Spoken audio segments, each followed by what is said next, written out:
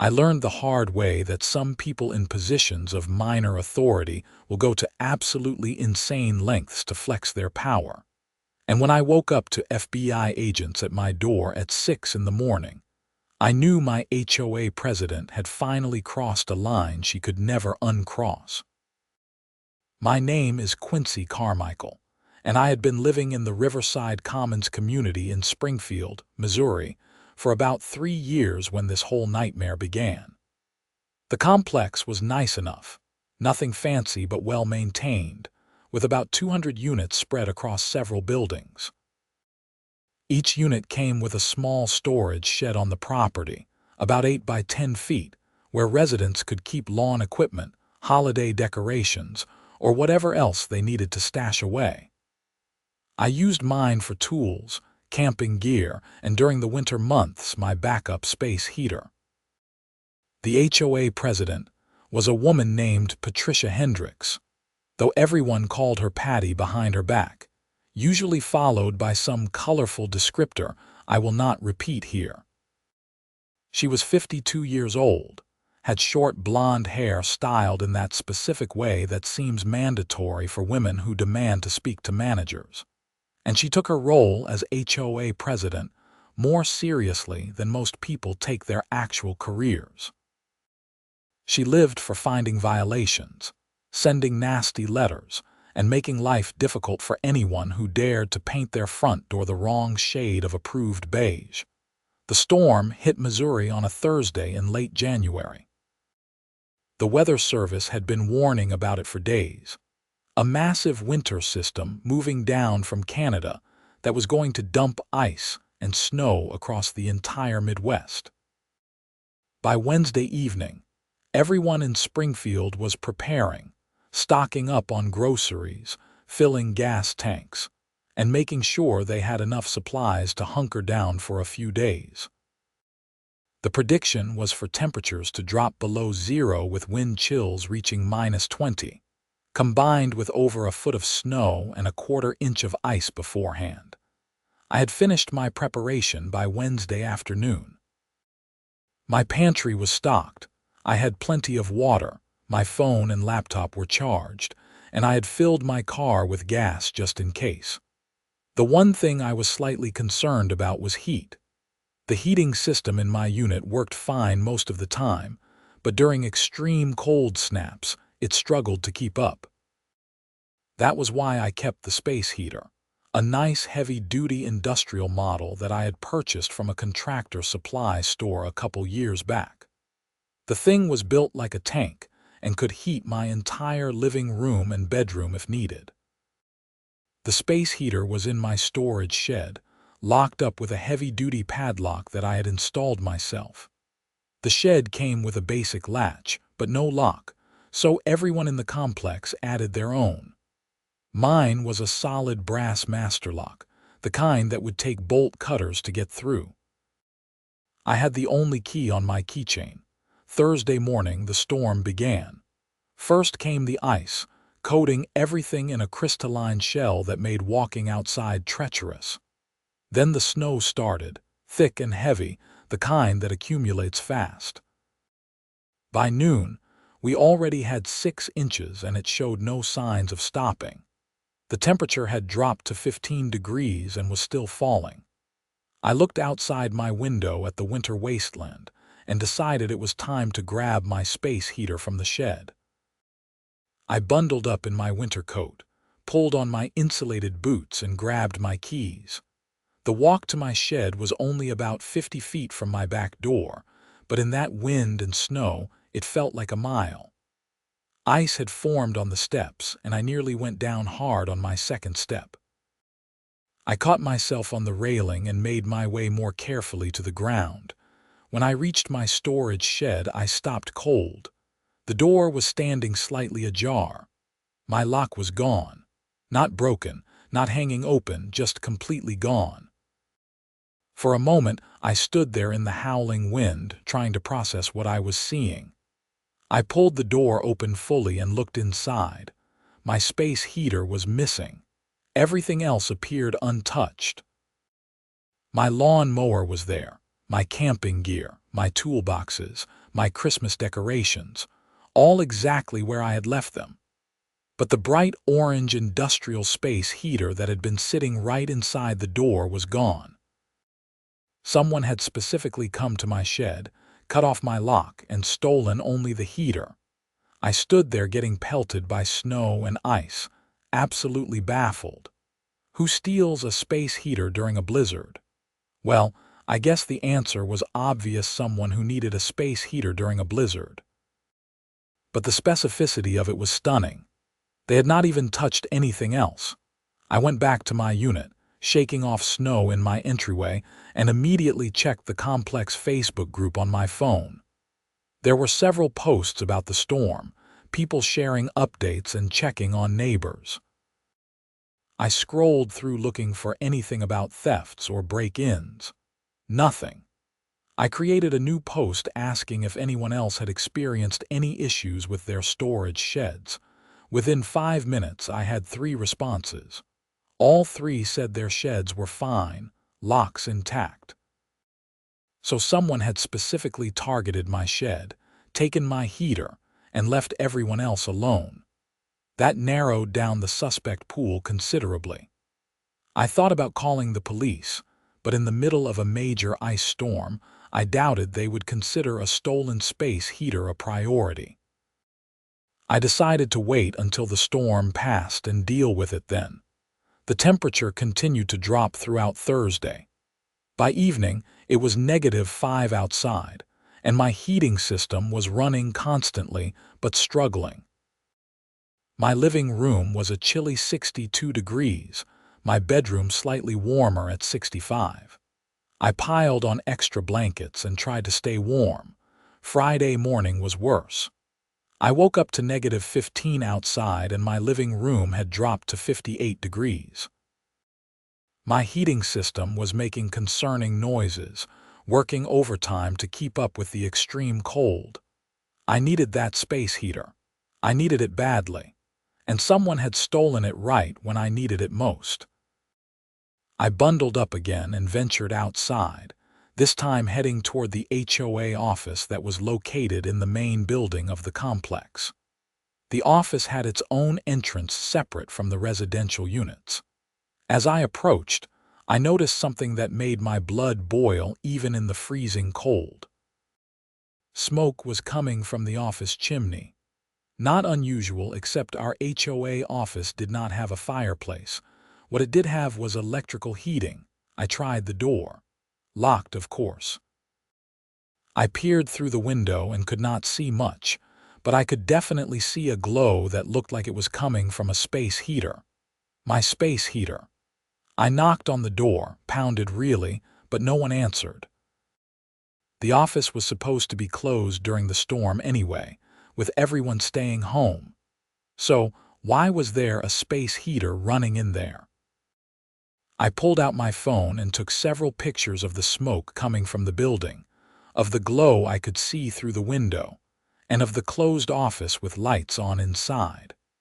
Then I trudged back to my unit, now thoroughly angry in addition to being cold. Back inside, I sat down at my laptop and started documenting everything. I wrote out a detailed timeline of events, uploaded my photos, and began composing an email to the HOA board. We had 5 board members total, including Patricia as president. I addressed my email to all of them, explaining that my storage shed had been broken into. My lock had been cut and removed, and my expensive space heater had been stolen.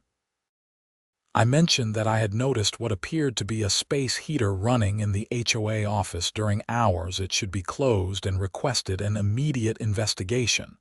I hit send and sat back, wondering how long it would take to get a response. In the meantime, I needed to deal with the cold. I dug out every blanket I owned, set up a little nest on my couch, and tried to stay warm while my struggling heating system clanked and wheezed in the background. Saturday morning brought a response to my email, but not the one I expected. Only one board member replied, a guy named Doug Martinez who lived 3 buildings over from me. His message was short and sympathetic. He said he had not heard about any break-ins, agreed it was concerning, and said he would look into it. He also mentioned that Patricia had been the only one with access to the HOA office during the storm because she lived in the same building, so she might have been checking on things. He suggested maybe the glow I saw was just her checking the pipes or something. Checking the pipes with my stolen space heater, apparently. Sunday, the storm finally began to break. The snow stopped, the sun came out, and the temperature crept up to a balmy 20 degrees. Still brutally cold, but better than -15. The roads were being plowed, and life was slowly returning to normal. Monday morning, I received an email from Patricia herself. The tone was immediately hostile. She informed me that making false accusations against HOA board members was a violation of the community covenant, specifically the section about maintaining harmonious relations among residents. She stated that she had been in the office during the storm to check on the building, which was her responsibility as president. She made no mention of my stolen space heater or the break-in to my shed. The email concluded with a warning that further harassment of board members could result in fines. I read the email 3 times, each time getting angrier. She had not even bothered to deny using a space heater in the office. She had just threatened me for asking about my stolen property. I forwarded her email to Doug Martinez along with my original message, adding a note that I found Patricia's response inappropriate and evasive. I also stated clearly that I wanted a formal investigation into the break-in, and I expected the HOA to cover the cost of my stolen heater, which had cost me $450, plus the cost of my destroyed lock. Tuesday, still no response from anyone. The temperature had risen to the low 30s, and my heating system was finally keeping up. I could function normally in my unit again, but I was not about to let this go. Someone had destroyed my property and stolen from me, and I was 99% certain it was Patricia. Wednesday morning, I drove to the Springfield Police Department and filed a formal report. The officer who took my statement was sympathetic but realistic. He explained that property crimes like this were difficult to solve without evidence.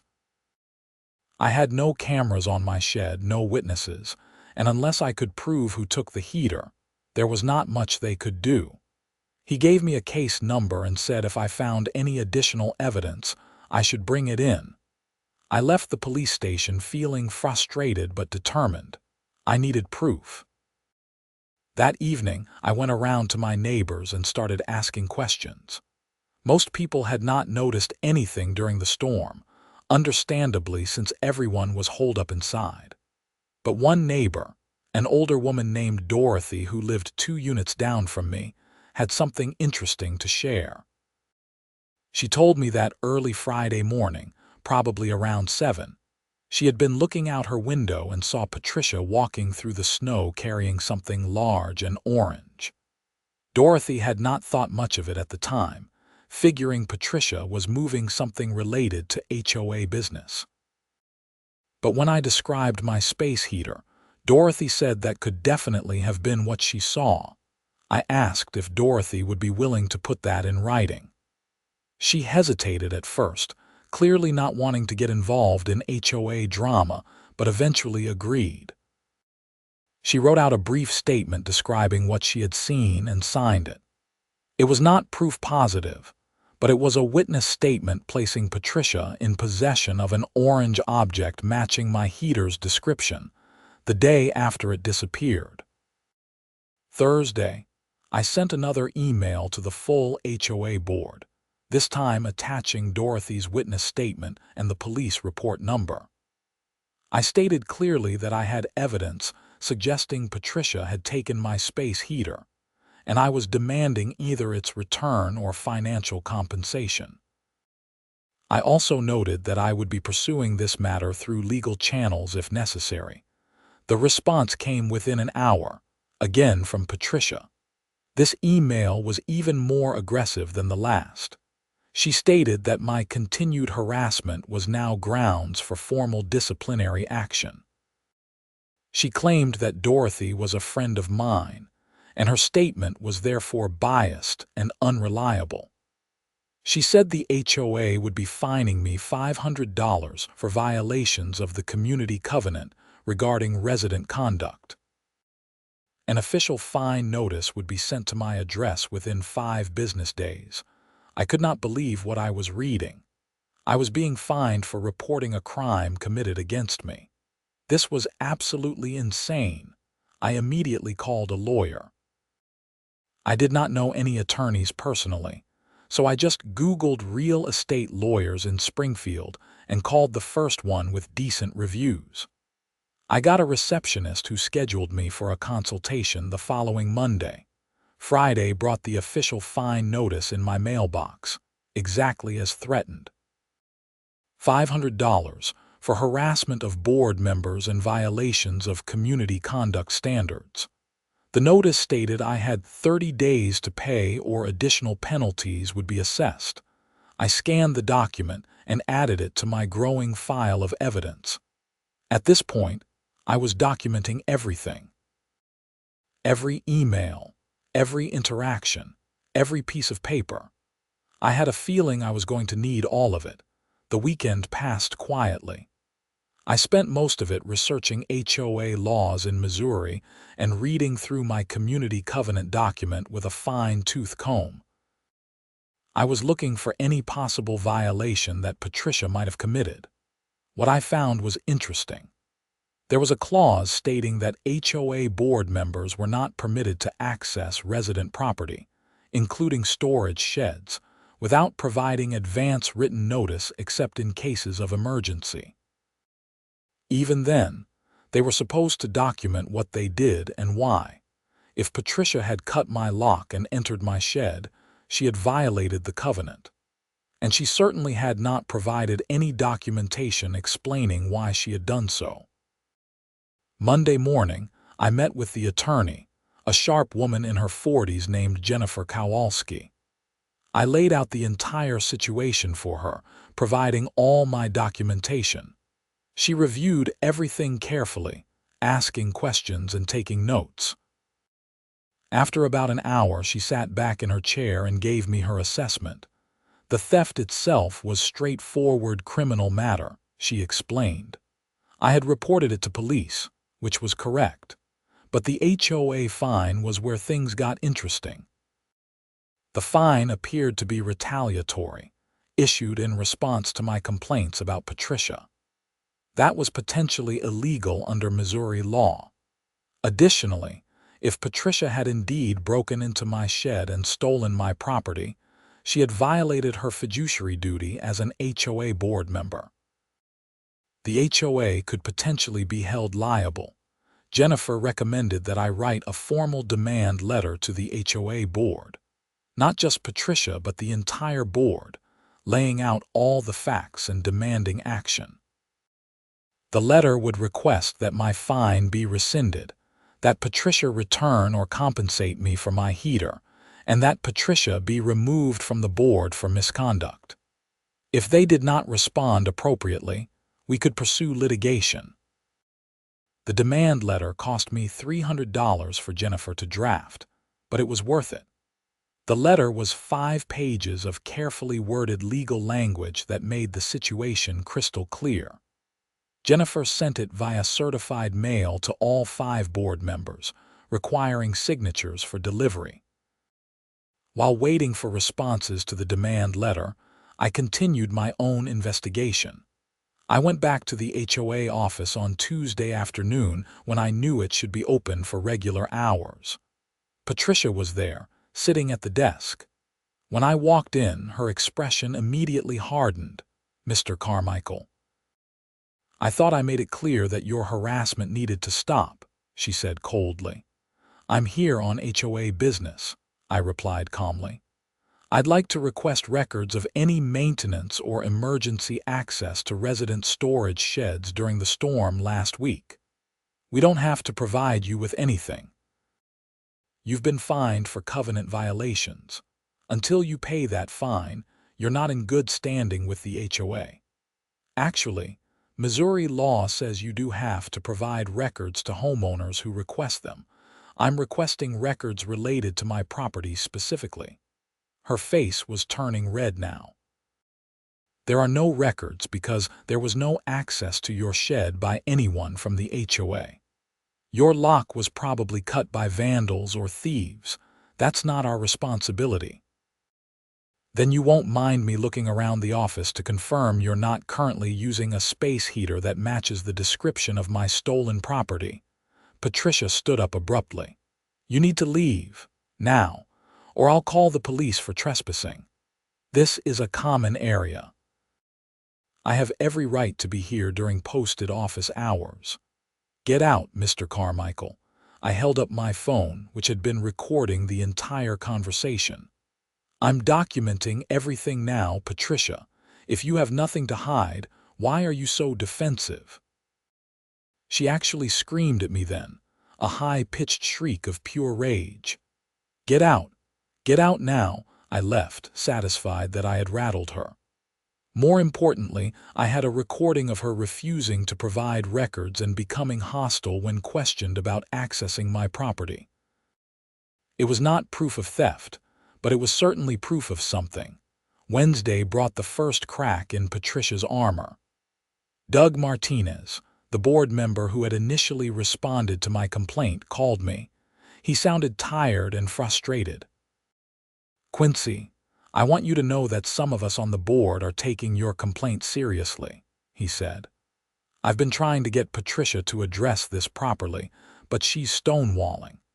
She claims she has no idea what happened to your heater and says you're just trying to cause trouble. I have a witness who saw her carrying something matching my heater's description, I replied. I know. I got your demand letter. We all did. He paused. Look, between you and me, Patricia has been getting more and more difficult to work with. This isn't the first time she's abused her authority. But she's also very good at covering herself and making life hell for anyone who challenges her. Are you saying you believe she took my heater?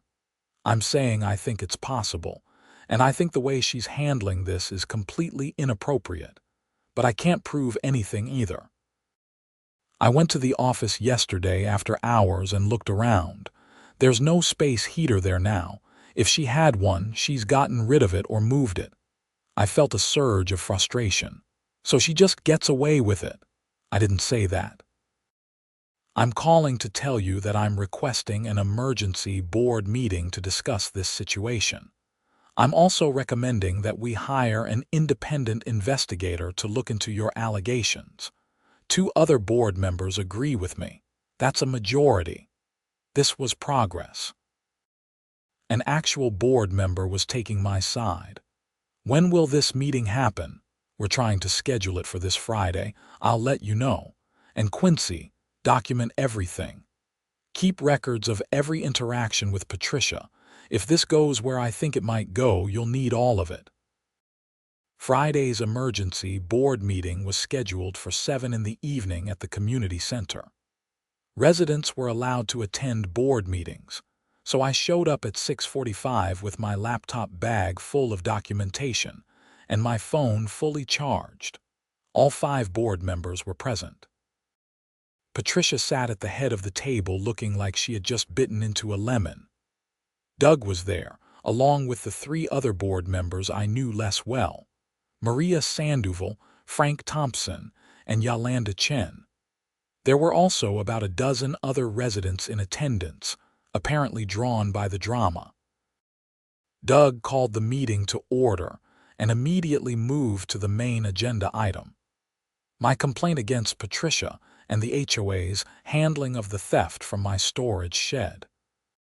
He summarized the situation clearly and fairly, reading portions of my demand letter and noting the various pieces of evidence I had provided. Patricia tried to interrupt several times, but Doug shut her down, reminding her that she would have a chance to respond. When he finished, He turned to Patricia and asked her directly if she had accessed my storage shed or taken my space heater. "Absolutely not," Patricia said firmly. "This is a witch hunt. Mr. Carmichael is upset about being fined for legitimate covenant violations, and he's retaliating by making up stories about me." "There's a witness statement," Maria Sandoval pointed out, reviewing her copy of Dorothy's letter. "From his friend," Patricia shot back. "It's completely unreliable. She probably didn't even see anything. He probably coached her on what to say." "That's defamatory," I said loudly from my seat. Patricia whirled to face me. "You're not recognized to speak," Doug intervened. "Actually, as the complainant, Quincy has the right to address the board." "Go ahead, Quincy." I stood up and walked to the front of the room, pulling out my laptop. "I'd like to show everyone some evidence." I opened my computer and pulled up the photos I had taken during the storm. These were taken Friday morning. You can see smoke or heat vapor coming from the HOA office building. The office was supposed to be closed. Patricia waved dismissively. "I already explained I was checking on the building. The heating system in the office was malfunctioning. I had to use a space heater temporarily to keep the pipes from freezing." "A space heater that you got from where?" I asked. "From my own unit, obviously." "So you own a space heater?" "Yes. Can you show it to us?" "Bring it to the next meeting." Patricia's jaw tightened. "I don't have to prove anything to you. This is ridiculous. If you used your own heater in the office, then it should still exist, either in your unit or in the office. Show us the heater and this all goes away." Frank Thompson spoke up. "That actually seems reasonable, Patricia. If you can show us your space heater, it proves Quincy's accusations are baseless." "I sold it," Patricia blurted out. "After the storm passed, I sold it online. I didn't need it anymore." The room went completely silent. Even Patricia seemed to realize she had made a mistake. If she had owned a space heater and no longer needed it, why would she immediately sell it rather than store it for the next cold snap? Doug leaned forward. "You sold your space heater." "When?" "Last weekend. Someone came and picked it up. Cash sale." "You have a record of this sale?" "A receipt, an online posting, anything?" "It was just a Craigslist thing. I didn't keep records." Yolanda Chen shook her head slowly. "Patricia, this looks really bad. You understand that, right?" "I don't care how it looks. I'm not going to be bullied by this man." Patricia stood up abruptly, grabbing her bag. "I'm done with this meeting.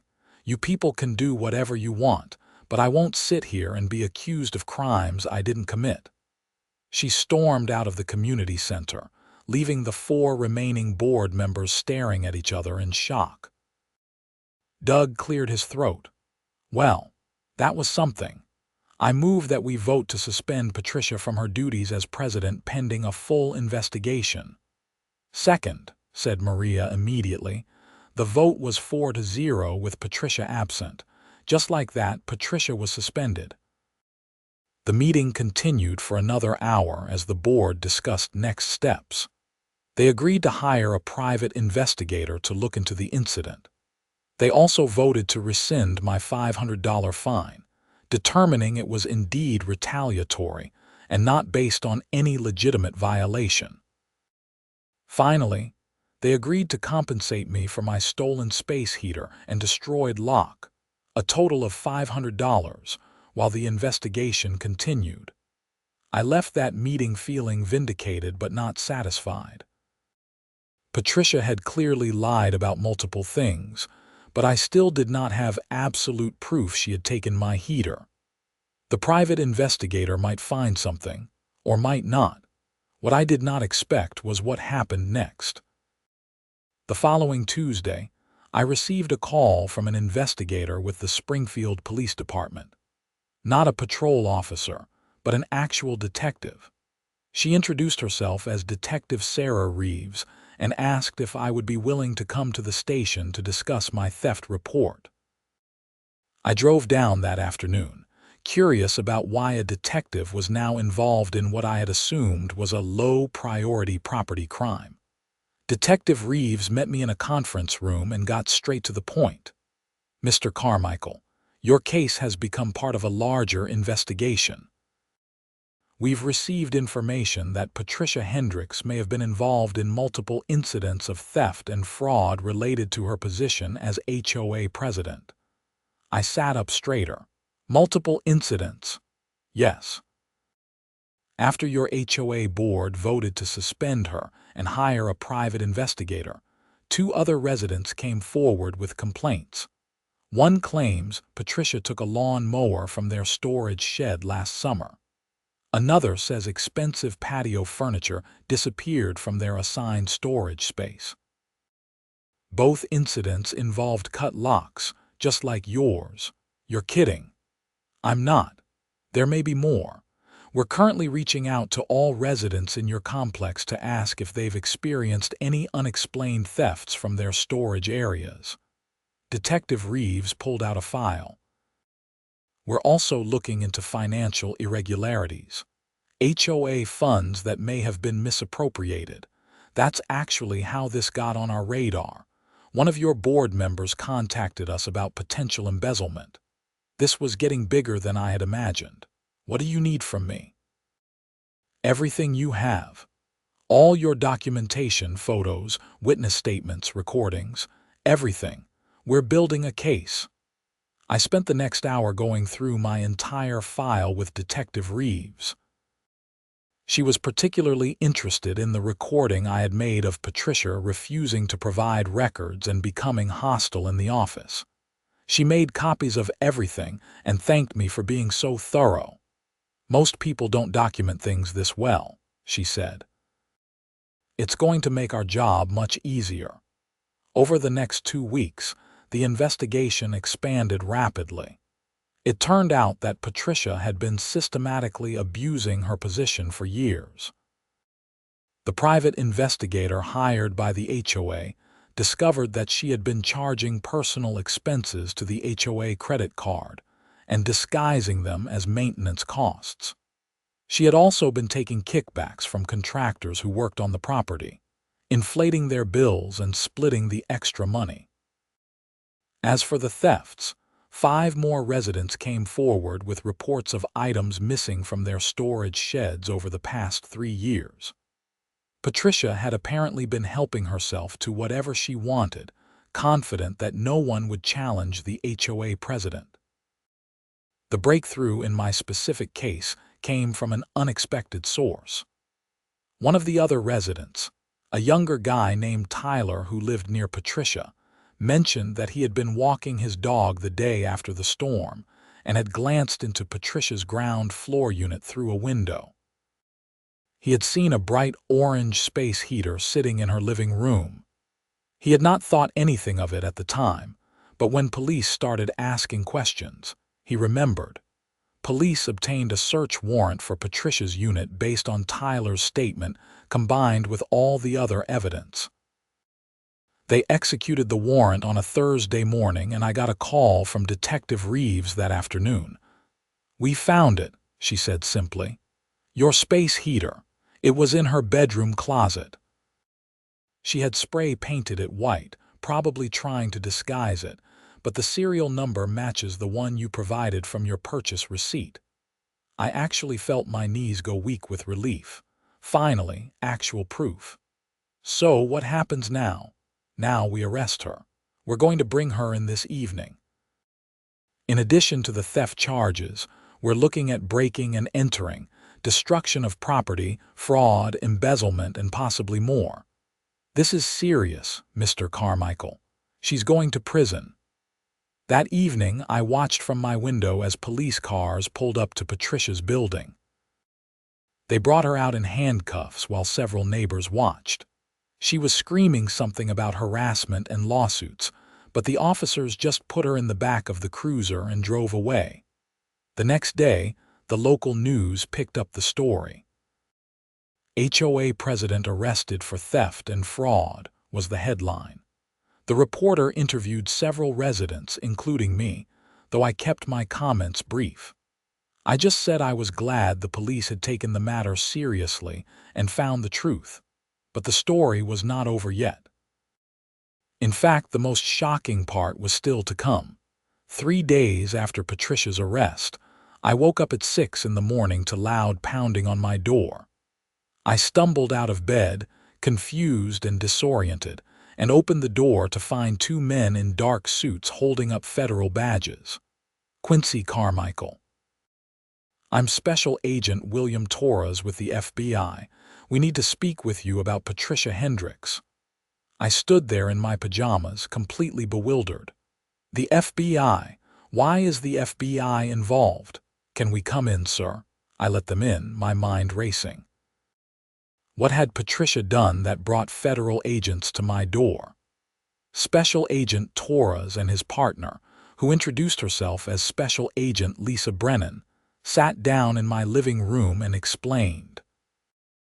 It turned out that Patricia's crimes went far beyond stealing space heaters and skimming money from the HOA.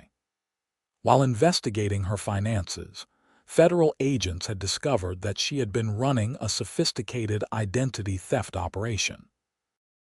She had been using her position as HOA president to access residents' personal information, including social security numbers, birth dates, and financial data that people had provided on HOA applications and forms. She had then been selling this information on the dark web and using it herself to open fraudulent credit cards and bank accounts. The investigation had uncovered at least 40 victims across 3 states, with total losses exceeding $200,000. Your complaint about the space heater is actually what broke this open, Special Agent Torres explained. When local police started investigating her, they found irregularities in the HOA financial records. That triggered a deeper look into her background, and that's when we discovered the identity theft operation. I felt sick. I had provided my personal information to the HOA when I moved in, just like everyone else. Am I a victim of the identity theft? We don't believe so, Special Agent Brennan said. You don't appear on any of the compromised accounts we've found, but we're going to need you to monitor your credit closely, and we'll provide you with resources to do that. They asked me more questions about Patricia, about the HOA, about anything suspicious I might have noticed over the years. I told them everything I could remember, though honestly I had never noticed anything that would have suggested she was running a federal crime operation. I had just thought she was a petty tyrant who liked to boss people around. The FBI agents left after about an hour, leaving me with a stack of information about protecting my identity and monitoring for fraud. I sat on my couch, staring at the wall, trying to process the magnitude of what Patricia had been doing over the following weeks. The story exploded. Federal charges were filed against Patricia for identity theft, wire fraud, and conspiracy to commit fraud. The local charges for theft and embezzlement were almost an afterthought compared to the federal case. News media from Kansas City and even some national outlets picked up the story because of how brazen the scheme had been. Patricia's trial was scheduled for 6 months later, but she never made it to trial. Her attorney negotiated a plea deal where she admitted guilt to multiple federal and state charges in exchange for a 20-year prison sentence with possibility of parole after 12 years. She was also ordered to pay restitution to all her victims, though given that she had no real assets, most of us would never see that money. The HOA held a special election for a new president. Doug Martinez won easily and immediately set about reforming how the HOA operated. New rules were put in place requiring board approval for any expenditure over $500. Financial audits would be conducted annually by an outside accounting firm. And most importantly, no single board member would have access to residents' personal information. Everything would be handled through a professional management company. My space heater was returned to me after being processed as evidence. The white spray paint Patricia had used came off easily enough with some paint thinner. The lock she had cut was replaced with an even heavier duty model, and the HOA reimbursed me for both the original lock and the upgrade. The other residents whose storage sheds had been broken into also received restitution from the HOA's insurance policy. The lawn mower, patio furniture, and various other items Patricia had stolen over the years were mostly gone, either sold or given away, so financial compensation was the best option. Dorothy, my neighbor who had provided the witness statement, became something of a local hero.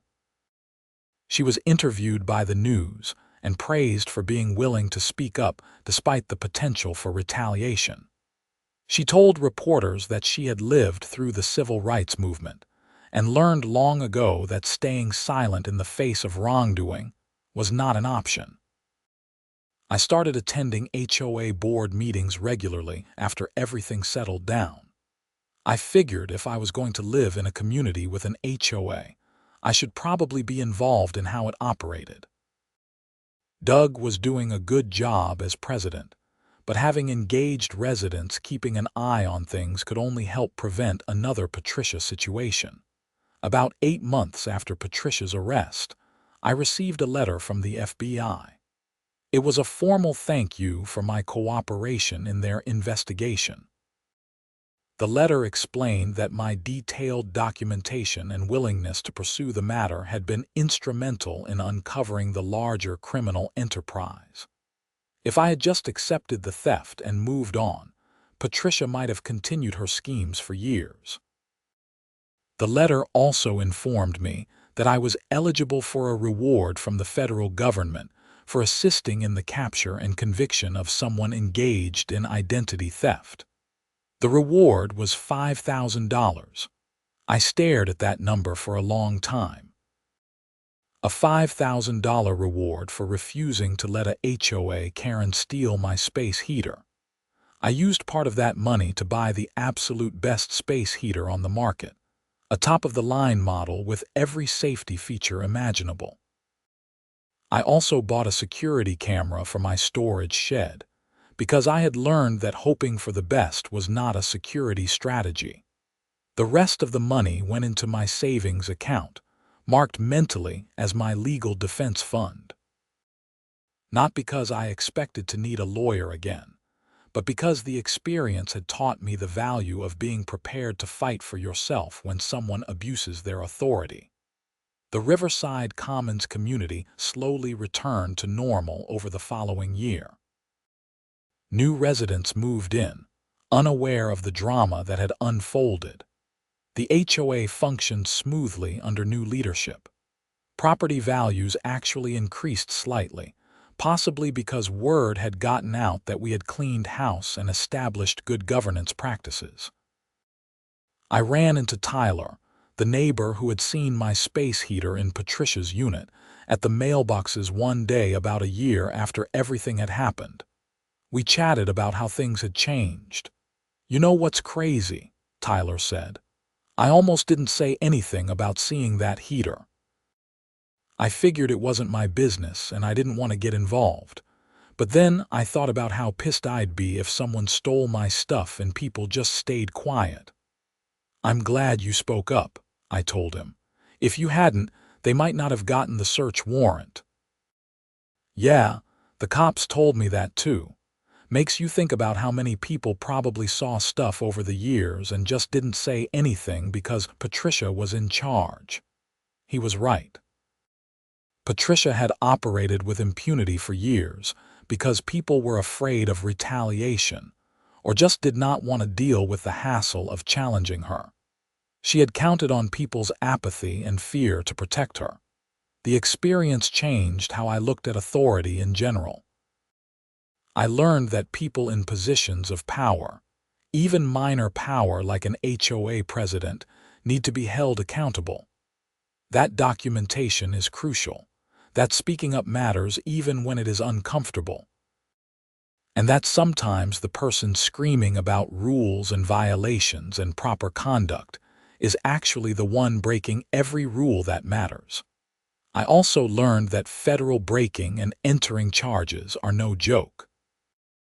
When the FBI agents had showed up at my door that morning, I had been confused about the terminology. Breaking and entering was what Patricia had done to my storage shed, cutting my lock and taking my property. But because she had done it in the course of committing other federal crimes, and because she had crossed state lines with stolen goods and information, it elevated everything to federal jurisdiction. The formal charges against Patricia had included multiple counts of breaking and entering under federal law, each one a separate felony. The space heater theft alone carried potential penalties of up to 10 years in federal prison. Combined with the identity theft charges, wire fraud, and everything else, she had been looking at potentially 50 years behind bars before the plea deal. The prosecutors had explained all this at a victim impact meeting they held before the sentencing. They wanted all of us who had been affected by Patricia's crimes to understand what was happening and why. That was where I learned that my shed had not been her only target by far.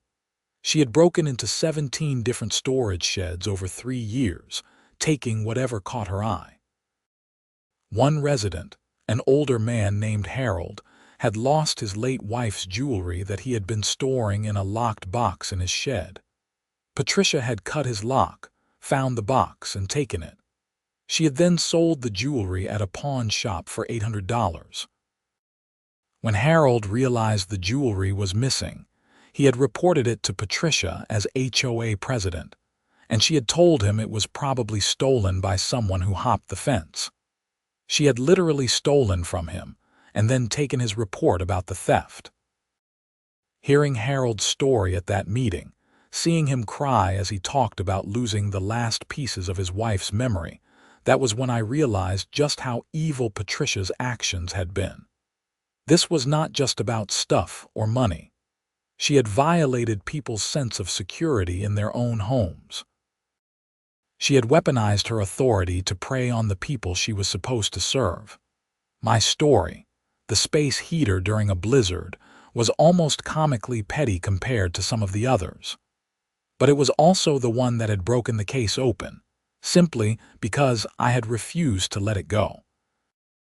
I had documented everything, pursued every avenue, and refused to be intimidated by her threats and fines. The prosecutor had actually thanked me specifically at that meeting, saying that persistent victims who refuse to give up are what make cases like this solvable. Most criminals count on people giving up, moving on, deciding it is not worth the hassle. Patricia had counted on that for years. 2 years after Patricia's arrest, I still lived in Riverside Commons. The community had fully recovered from the scandal. Doug had been re-elected as HOA president unopposed. The new management company was handling day-to-day operations efficiently. And most importantly, people felt safe again. I had become friends with several of my neighbors through the whole ordeal.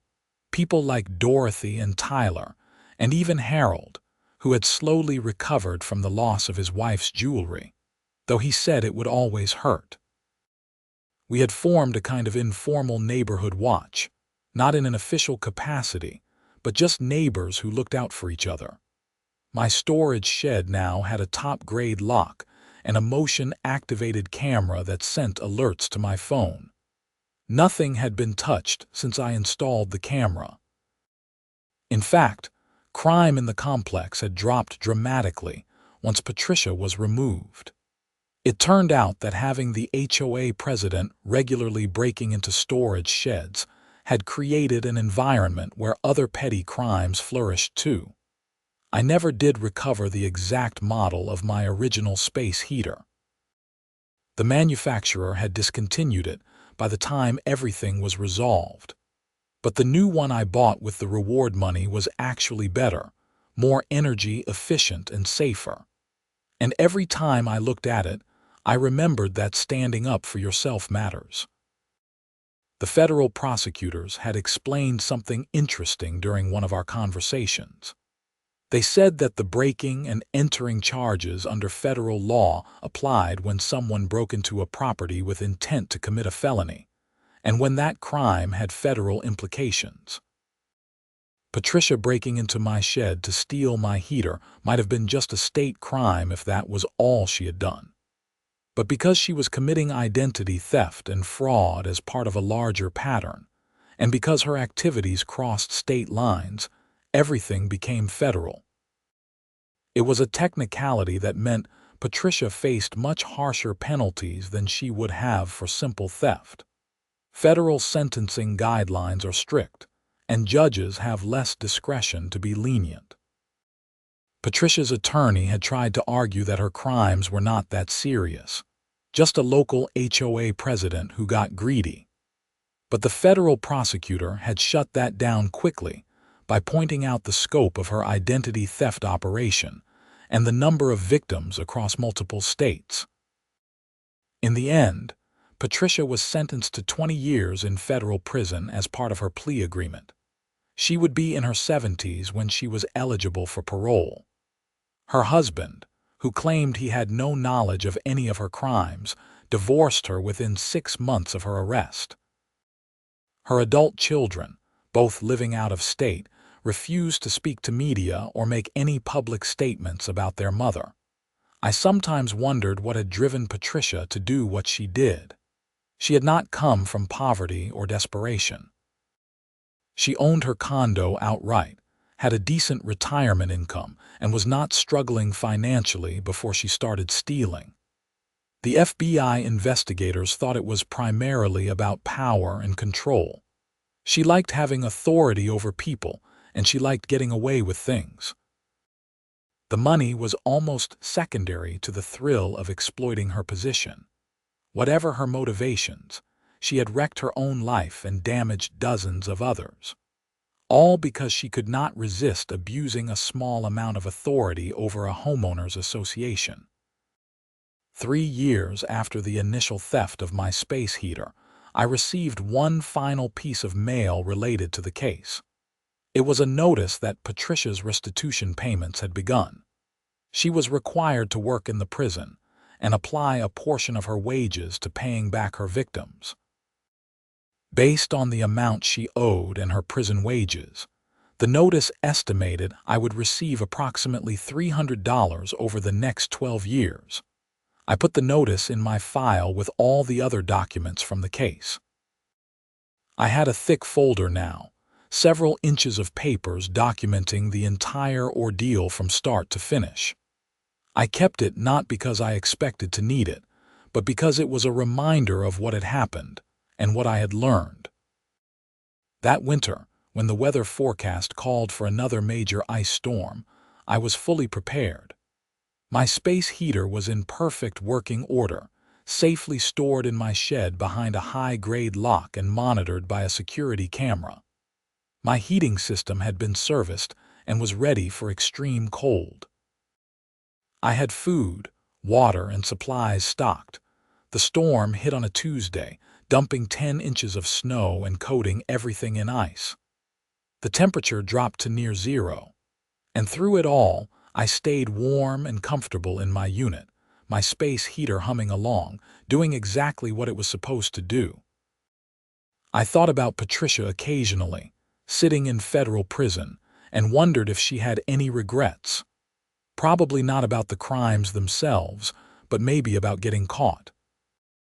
Maybe about being so arrogant that she could not resist stealing a space heater during a blizzard when she knew people would notice. That single act of petty theft during a storm had been her downfall. If she had just left my heater alone, if she had resisted that one temptation, she might still be running her HOA fiefdom and her identity theft operation.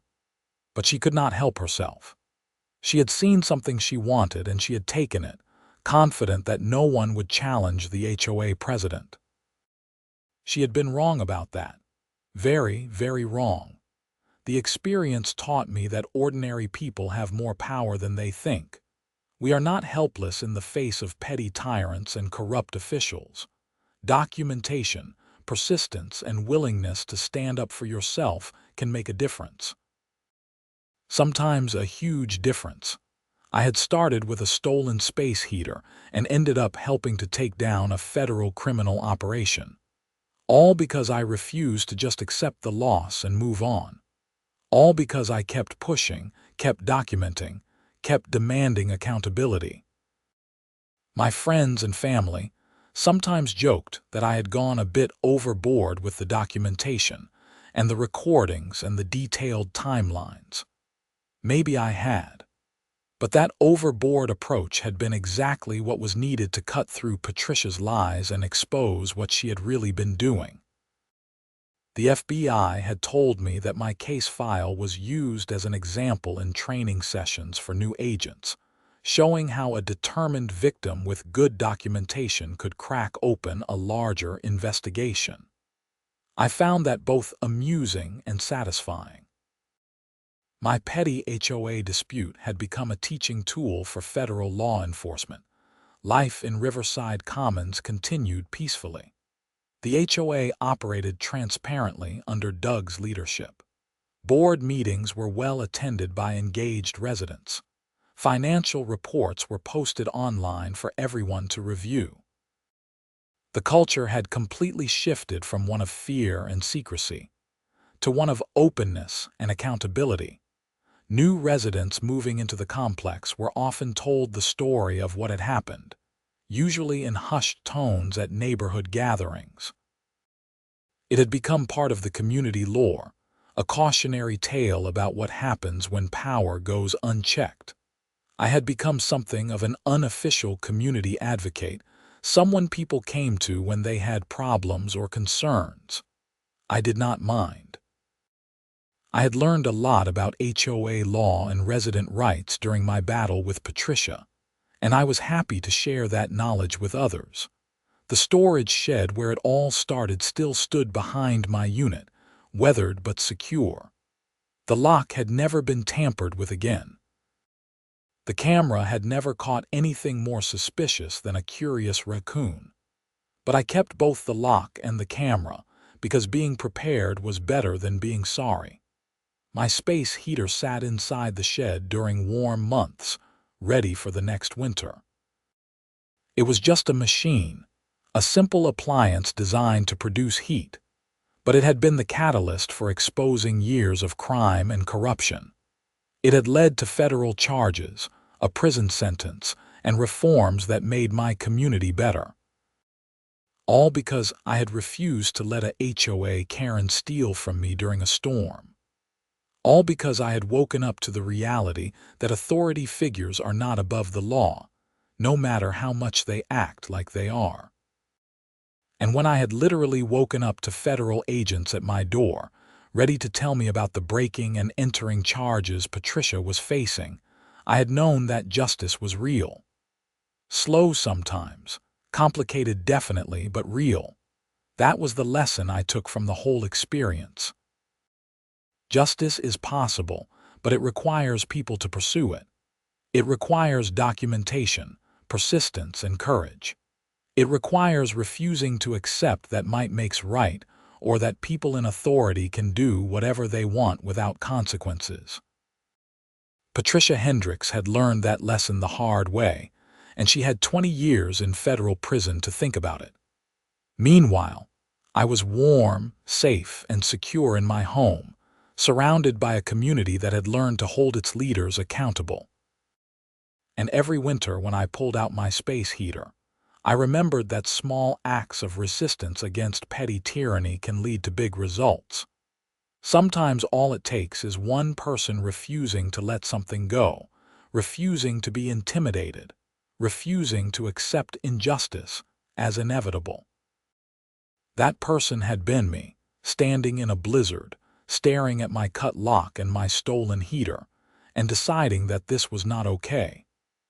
Everything that followed, all the investigation and arrests and federal charges, had started with that simple decision to demand accountability. It was a lesson I would never forget, and one I hoped would inspire others in similar situations. Stand up for yourself. Document everything. Do not let petty tyrants win through intimidation and fear. The system can work if you are willing to work with it. And if a HOA Karen cuts your lock to steal your space heater during a storm, do not just let it go. Pursue justice, because you never know what else you might uncover when you refuse to accept being victimized. That was my story, from stolen heater to federal charges, from victim to victor.